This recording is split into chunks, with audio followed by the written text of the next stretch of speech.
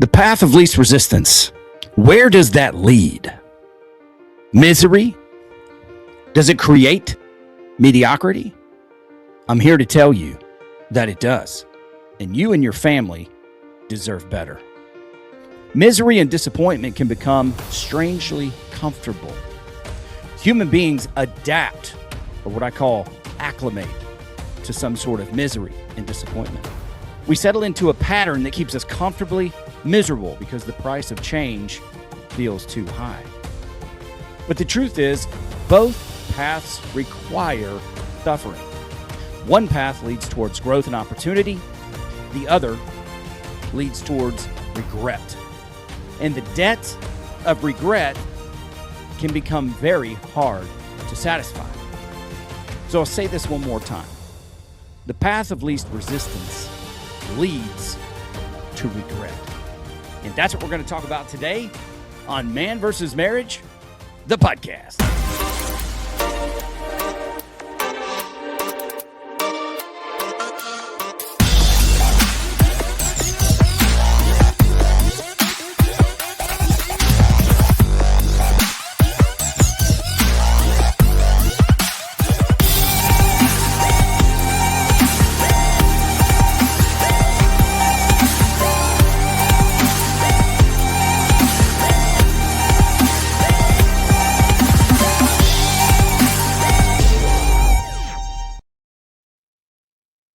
Welcome back to another episode of Man vs. Marriage. It is I, your humble servant, the Q-Dawg, a.k.a. in some circles, the Q-Diggity-Dawg. And this is probably the only circle where I'm known like that. What is up, everybody? How are you doing? Today, we're going to talk about the path of least resistance.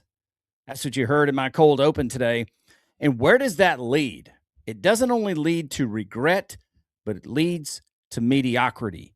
And that, my friends, is an issue because it means that you are leaving your potential on the table. It means that you are not honoring the gift of life that you've been given every day and improving yourself to become the man that God created you to be. Now, let me tell you this. All too often, like in this life, it seems like everything is about making us more and more comfortable. You ever wonder why that is? Probably a conversation for another day. But it's all about how comfortable can you be? How can you reduce your stress? How can you take the worry out of your life? And over time, being so comfortable makes you soft. I like to say it in this way. Too often, we find ourselves doing what's easy rather than doing what's necessary.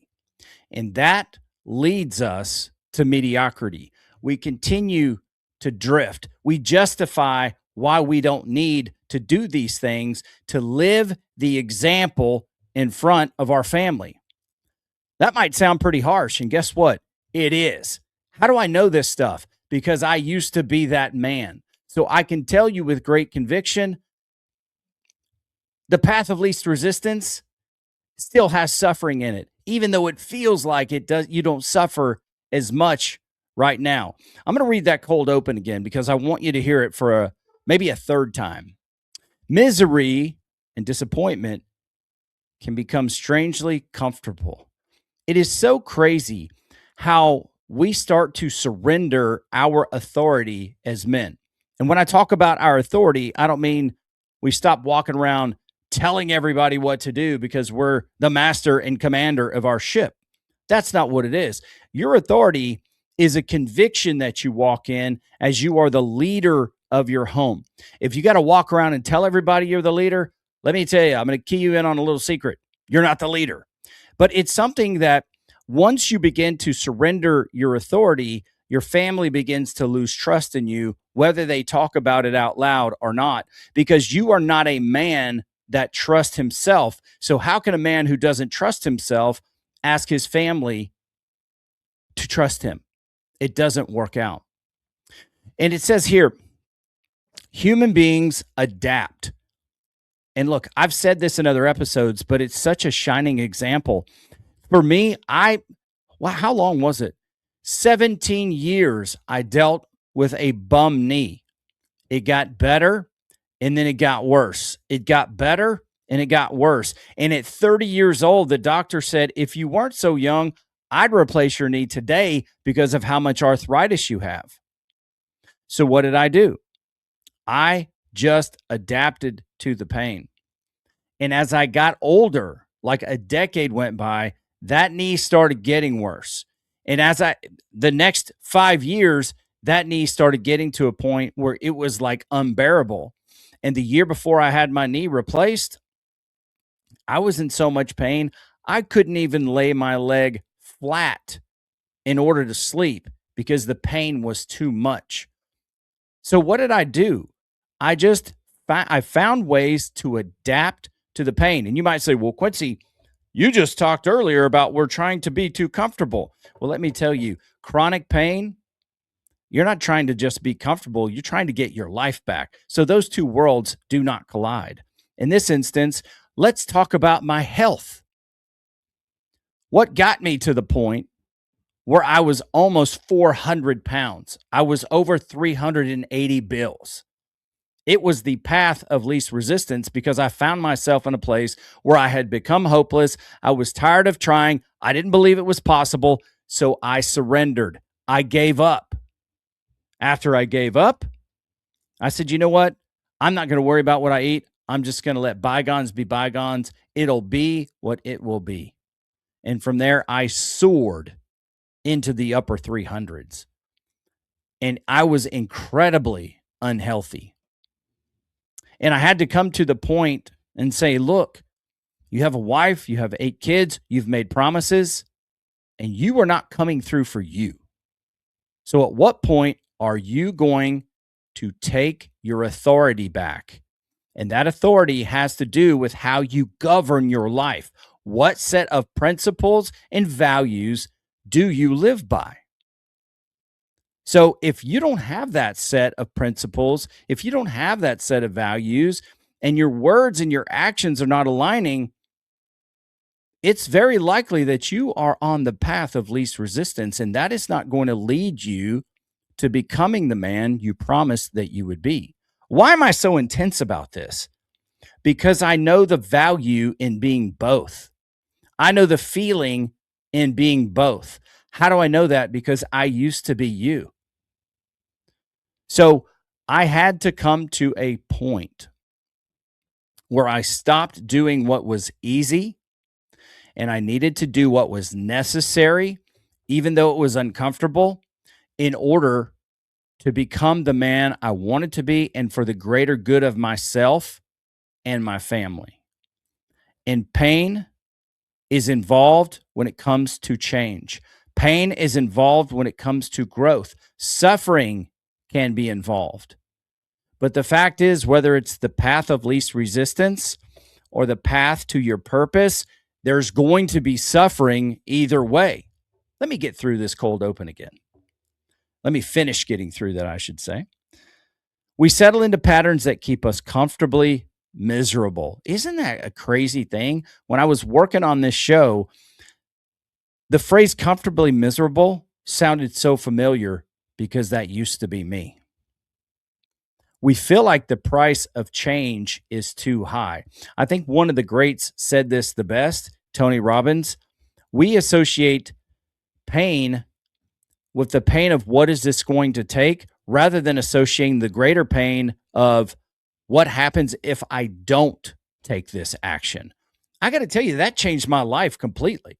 I mean, switching that frame of mind really changed me as a person. I adapted it very quickly. And so to reiterate, the truth of this is that both paths lead to suffering. One path leads towards growth and opportunity. The other one leads towards regret. Here's something I wrote right before the show. I know it sounds a little bit like Dr. Seuss, but stick with me, please. The debt of regret can become very hard to satisfy because when you satisfy a debt, that means you have paid it off. And the deeper you get into regret, the harder it is to climb out of that hole. So I want to make sure that you understand what is at stake here. Men tend to adapt to disappointment and begin to settle, whatever it is. And I've talked to you in other episodes about how closely akin anger and disappointment are. Disappointment, the reaction to disappointment is much like anger, but we don't realize that we're just extremely disappointed about a circumstance and we don't know how to process that. And I know process is a word that has become very popular lately, but the fact is you have to learn how to work through your disappointments. You have to learn how to march through or how to process those things so the residue doesn't stick around and you don't punish the people in your life because of your disappointment. The familiar sufferings become easier than meaningful change, but that is a facade. That's like a false reality, because the truth is, since they both hurt, one of them is going to be worth the suffering and one of them is not. Now, here's another key factor that happens when we begin to settle with this comfortable misery is that our ambition starts to fade. And that becomes difficult. Whenever you accept that path of least resistance, your healthy ambitions start to dwindle. And now you have no desire. You have no hope of actually improving yourself and stepping forward and stepping into the plan and purpose for your life.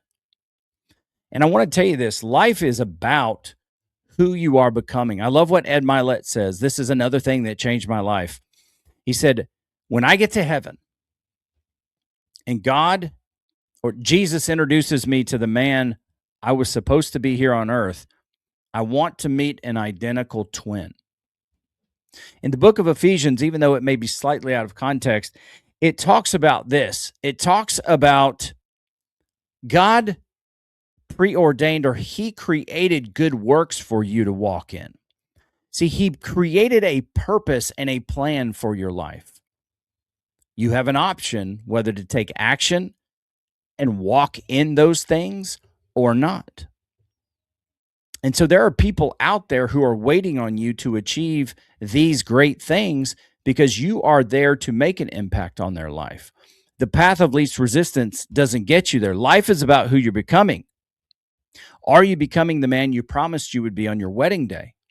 Look, I know that there are men listening to this program that are divorced or separated and on their way to divorce. What does that mean for you? It's not too late for you to become the man you promised that you would be, even if you're divorced, because you might be looking forward to getting into another relationship someday. And you want to meet whoever that woman is, you want to meet her as complete and as healthy as humanly possible. So you become a positive part of this relationship and you don't carry your baggage from the past into that relationship. So I encourage you to take this challenge with me. The longer a man delays change, the more difficult it can be to recover momentum. And I think it's very important that we talk about that thing, momentum. I've been talking about it in my professional life. I've been talking about it on this podcast. I'm going to ask you, whatever you're doing, just take a minute to pause and listen here, because I believe there's a lot of value in what I'm getting ready to tell you. I had to learn this particular piece for myself. When you make a decision to change your life, it's incredibly important that you know that that is a very big deal, because it's like something cosmic happens when you make a decision, something as simple as a choice. Because let's think about this. The choices you've made one by one to this point have gotten you where you are. So how meaningful are those choices that you have made? So here's something that I had to learn. It took me the course of my lifetime, if I'm being honest about it, but it took me about 3 years in my professional life to understand this. And that is, momentum is invisible. hear me when I say this, whether it's your professional life or it's your personal life.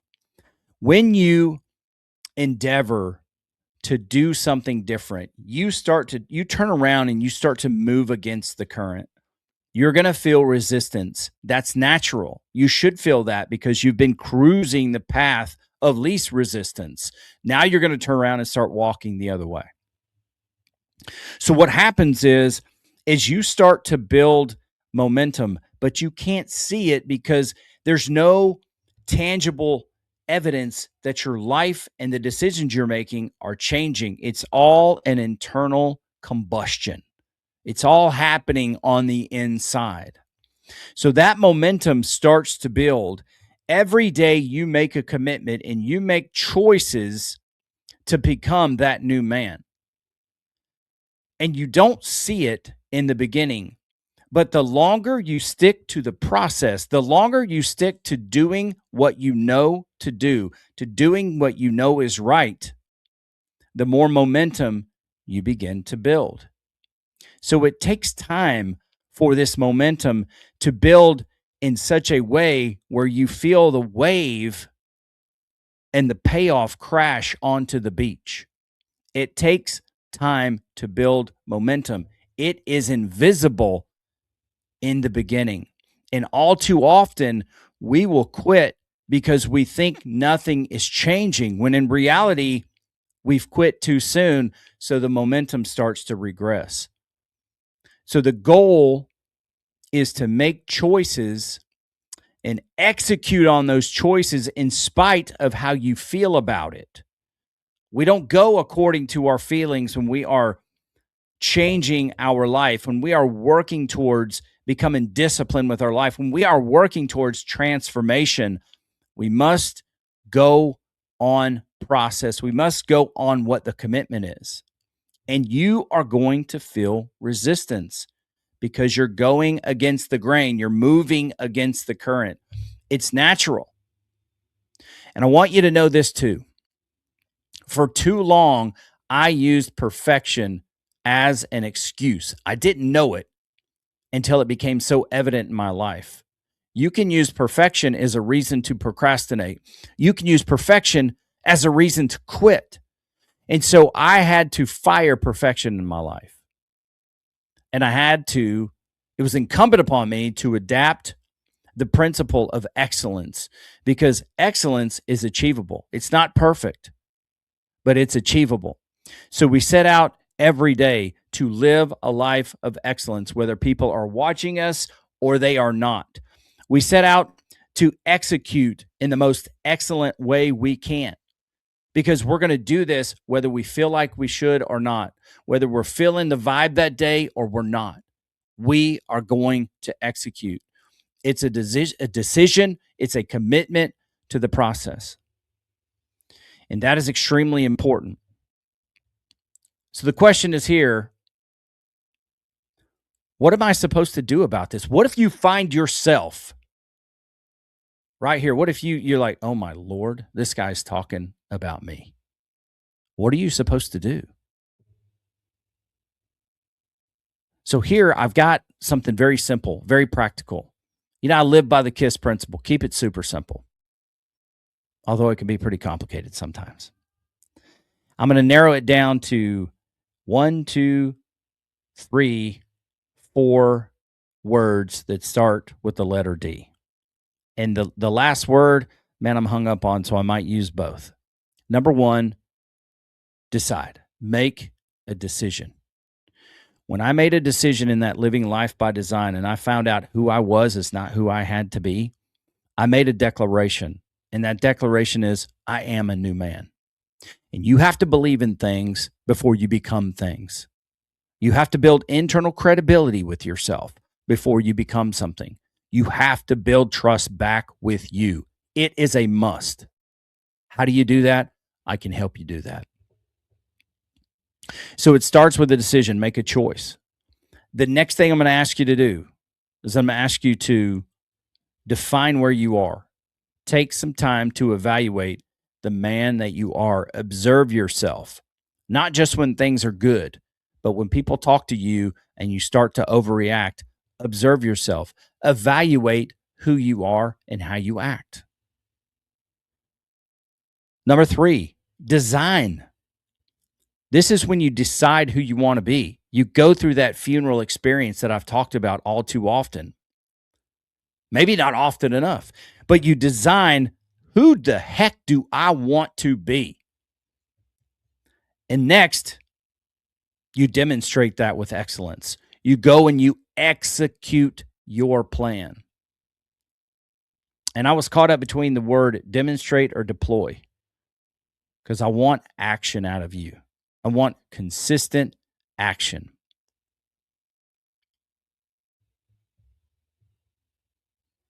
That's the thing to get you on the path of resistance, because that is where you belong. You belong walking against the grain because you've been comfortable for too long. How do I know this? Quincy, how do you know what you're talking about? I'll say it again, because I used to be you. That's why you see this passion in me. That's why you feel this intensity coming through the microphone. That's why you see it on my face when I'm talking, because I know the value in being both men. I know the value it brings my family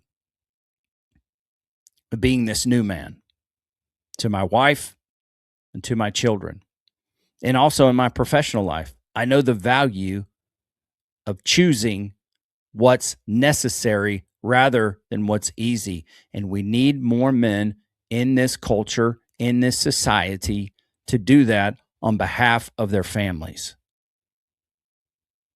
It is extremely important that we reprioritize ourselves and we put our family first. That is our first ministry, is our family. And being comfortably miserable is not going to get you there. What that's going to get you is blame shifting and blaming other people for why you act the way you do, blaming other people for why you are where you are in life. And that's not going to lead you to the path of success. Is it going to be easy? No. And it shouldn't be easy, because you've been doing easy for too long. But is it worth it? That is the one question that you ask. Is it worth it? And it's much like my dad in the 70s told me in my 40s about getting a knee replacement. If I would have known it would have been this good, I would have done it sooner. And that's a very practical example of what I'm telling you here. It's not going to be easy, but it is going to be worth it. You have my word.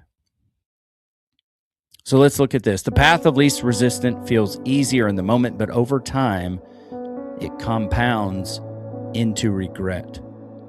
What do you know about compound interest? That's what it's doing to regret. Both choices require suffering.